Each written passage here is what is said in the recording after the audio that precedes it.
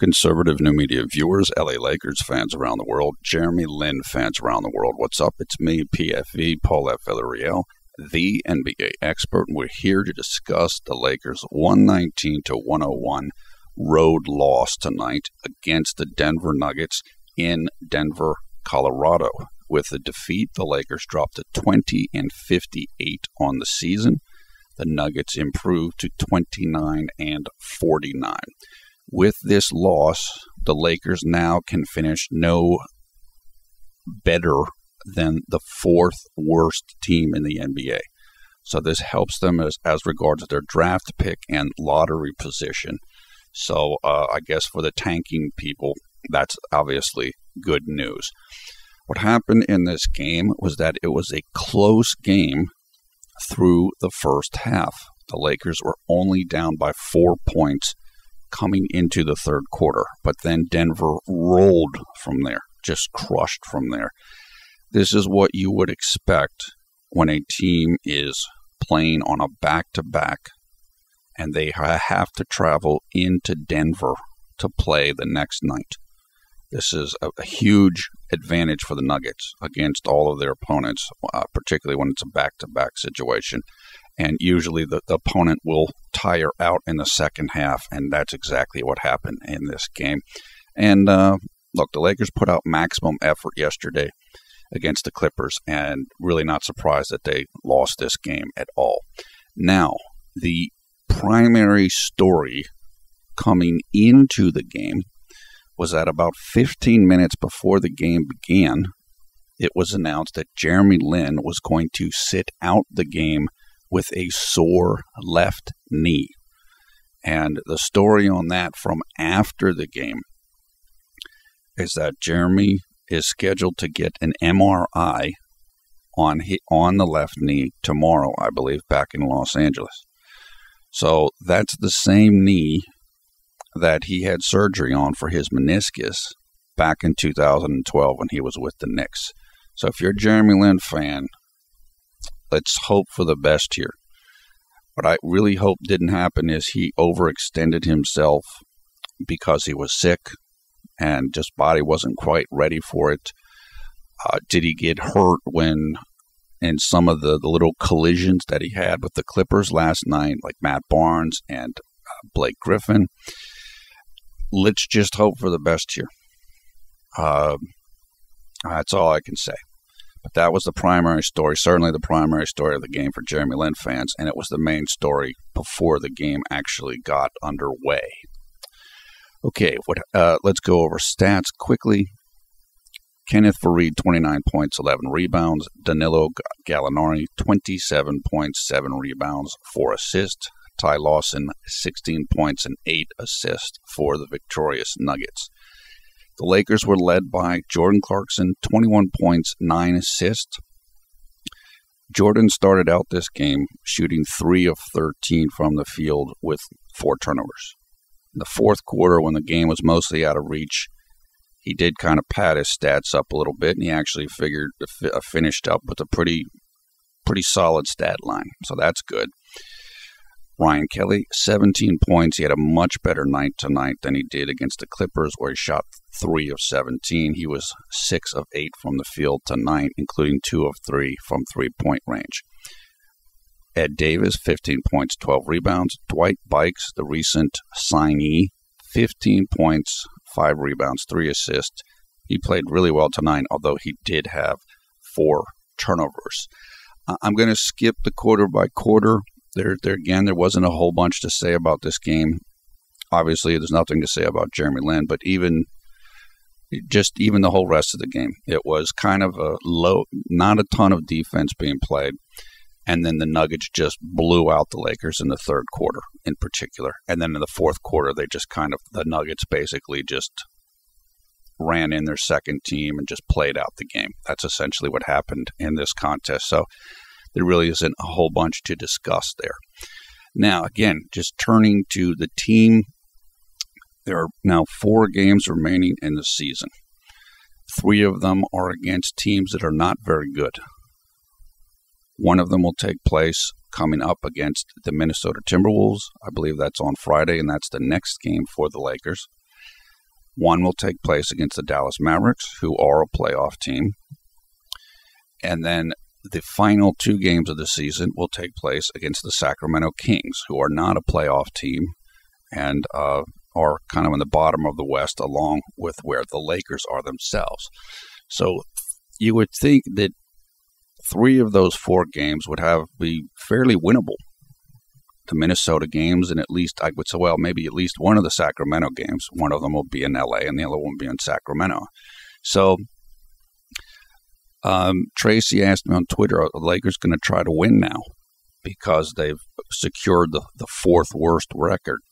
I really don't know. I'm really not sure. They can still potentially catch Philadelphia for the 3rd worst record in the NBA.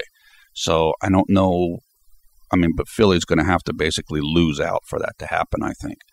I don't know how the LA is going to approach these next couple games. We're just going to have to see. But they will be playing weaker teams. So if they want to win, there should be a decent opportunity for them to win. Of course, if Jeremy Lin's out, that hurts the cause. Jeremy's one of their better players. So we'll just have to see how things shake out. I really don't know. Now, turning again to Jeremy. Look, the left knee, Jeremy is a right-handed player, meaning he shoots with his right hand and he primarily dribbles with his right hand. When you are a right-handed player, the knee that you jump off of for most of your layups is your left knee. So that is basically Jeremy's jumping knee. And so that's the leg that's going to take more force or more abuse as a basketball player. If you're a right-handed player, your left leg is going to get most of the work because of the reasons that I just mentioned. Is this just, again, like I said, is it just Jeremy's body's a little worn down? Jeremy plays so fast, and he has a violent style, meaning his style is pretty grueling on the body, just because he's so aggressive, and because of the speed and the torque that his body has to deal with because of his speed, and he gets hit a lot. This can happen. I mean, it's possible that this is kind of just this could be like a recurring issue for him. I have no idea. I'm not speculating that that's what it is. I'm just saying that it's possible that it could be because of his style. This is one reason why we've talked before about Jeremy being able to play at different speeds. So he wants to be able to play at slower speeds too, to kind of be a little nicer to his body. Many point guards have had to adjust the way that they play over their careers. A perfect example of this is Chris Paul. Chris Paul came into the league. He would drive to the basket all the time. And then he started having different knee injuries. And he had a meniscus injury, or at least one, as Jeremy has had. And over time, you've seen Chris Paul become more of a jump shooter rather than somebody driving to the basket constantly. This has happened it's happened for numerous players. So we can expect and we hope for Jeremy over his career that he will continue to develop his jump shot, and he will be able to play more on the perimeter without going in and taking the hits over and over again. So, like I said, though, this could be an acute injury, although I do think that Mike Trudell, who is on Twitter as Lakers Reporter, he is the sideline reporter for Time Warner Cable Sportsnet for the Lakers games. I believe that he is the one that made the announcement tonight that Jeremy was not going to play and that his knee was bothering him. I think that Mike said that Jeremy told whomever that the knee's been bugging him for a bit. So this might not be an acute injury. It may be, it's been lingering for a bit. And when Jeremy had the surgery on the meniscus in 2012, I believe that the injury was said to be a chronic injury then. And I'm trying to remember what that means for a meniscus. It's like a repetitive or wearing down injury. And so that kind of points to what I was saying about style of play and this type of thing. When Jeremy had the injury and he had it repaired in 2012, I believe that it was thought then that everything was done. Like, in other words, it was fully repaired.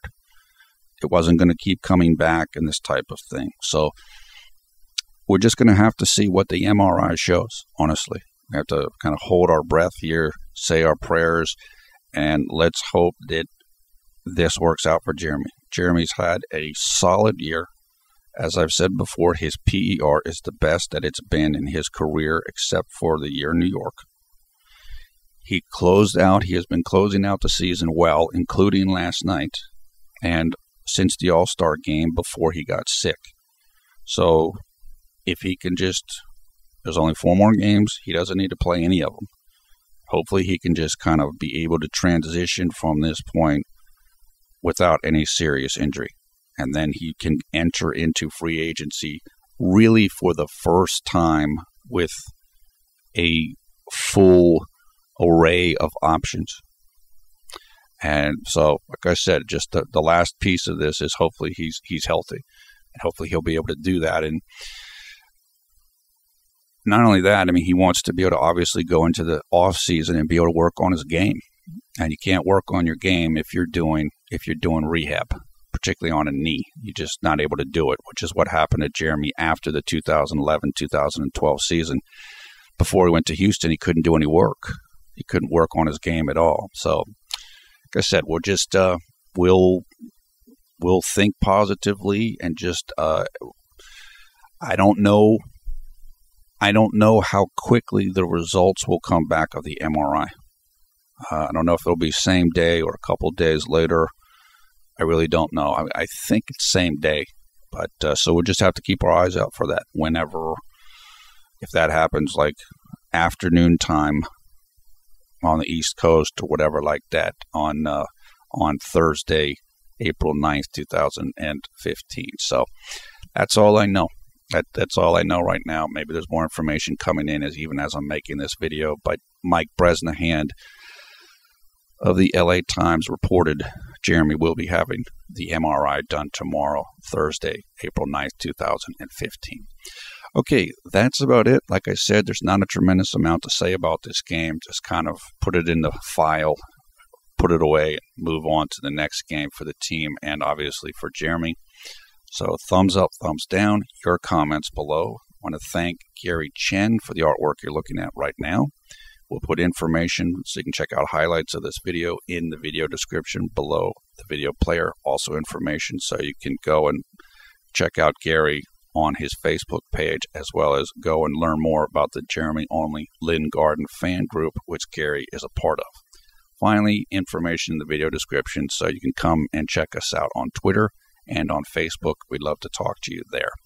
Once again, I am PFV, Paul F. Villarreal, the NBA expert. Thanks a lot for watching Conservative New Media. We strive to be the #1 Jeremy Lin YouTube fan channel. Look, a tough night for the team, tough night for Jeremy Lin fans with this information. As I mentioned before, the next game will be taking place on Friday, April 10th, here in the United States against the Minnesota Timberwolves. That game will take place in Los Angeles, California, and it will be at 10:30 p.m., as I said, 7:30 p.m. Pacific time, and 10:30 a.m. early on Saturday, April 11th in China, Taiwan, and the Philippines. Here in the United States, that game will take place on NBA TV. So that's pretty much it.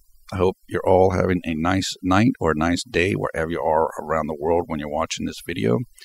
Take care. We will talk to you soon. Come and follow us on Twitter. As soon as we get any information about the results of Jeremy Lin's MRI, we'll be certain to be discussing that on Twitter, and maybe I'll make a video. I'm not sure. We'll have to see what the news is. And that's it. That's all we know for now. Let's just think positive and send out our good wishes and prayers for Jeremy, and hopefully his knee will be okay when the examination is done tomorrow. Till then, we'll talk to you again soon.